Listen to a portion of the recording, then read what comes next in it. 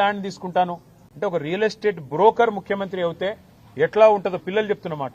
ఒక real estate broker ముఖ్యమంత్రి అయితే ఎట్లుంటుందో ఇలా ఈ ప్రభుత్వ వ్యవహారం అట్లా ఉందని వారు చెప్తా ఉన్నారు. దాంతో పాటు నేను ఇంకొక మాట కూడా మీకు గుర్తు చేస్తా ఉన్నా. రాహుల్ గాంధీ గారు 2.5 ఏళ్ల కిందట అశోక్ నగర్ లో ఛాయ్ అడ్డా మీద కూర్చొని పోజులు కొట్టుకుంటూ మాటిచ్చిండు.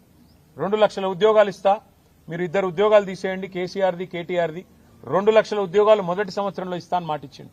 మరి నిన్న ఏం జరిగింది? నిన్న రాత్రి 2 ఏళ్లు గడిచిపోయింది, 25 నెలలు దాటిపోయింది, ఇంతవరకు 10,000 ఉద్యోగాలు కూడా ఇవ్వలేదు. మీరు ఏమైనా నీ 2 లక్షల ఉద్యోగాలని చెప్పి పిల్లలు రోడ్డెక్కితే వాళ్ళని ఇష్టం వచ్చినట్టు గొడ్లను కొట్టినట్టు కొట్టి వాళ్ళని 7 పోలీస్ స్టేషన్లో నిన్న ఈ దిక్కుమాలిన ప్రభుత్వం వారిని నిర్బంధించింది.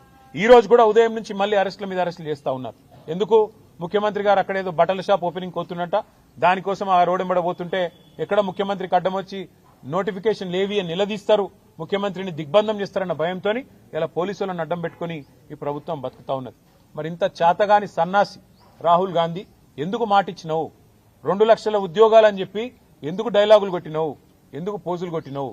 ఎక్కడ పోయినాయి నీ 2 లక్షల ఉద్యోగాలు? ఇవాళ ప్రజలు అడుగుతున్నారు, మా పిల్లలు అడుగుతున్నారు, దమ్ముంటే సమాధానం చెప్పు. 10,000 ఉద్యోగాలు ఇవ్వకుండా ఇక్కడ భూములు గుంజుకుంటావు, యూనివర్సిటీ దగ్గర ఇస్తానన్న ఉద్యోగాలు ఇయ్యవు.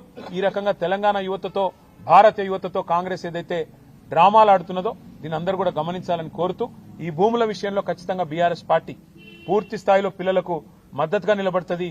ప్రభుత్వం గనక ఈ భూములను లాక్కునే ప్రయత్నం చేస్తే అవసరమైతే ప్రత్యక్ష పోరాటానికి కూడా పార్టీ తరఫున మేము కూడా ముందుకు పోతాం. మా స్టూడెంట్ విభాగం అధ్యక్షులు శ్రీనివాస్ యాదవ్ గారి నేతృత్వంలో, మా పార్టీ యొక్క మైనారిటీ విభాగం నేతృత్వంలో అందరం కూడా కలిసికట్టుగా దీన్ని ప్రతిఘటిస్తాము, అడ్డుకుంటామని చెప్పి కూడా మీకు తెలియజేస్తాం.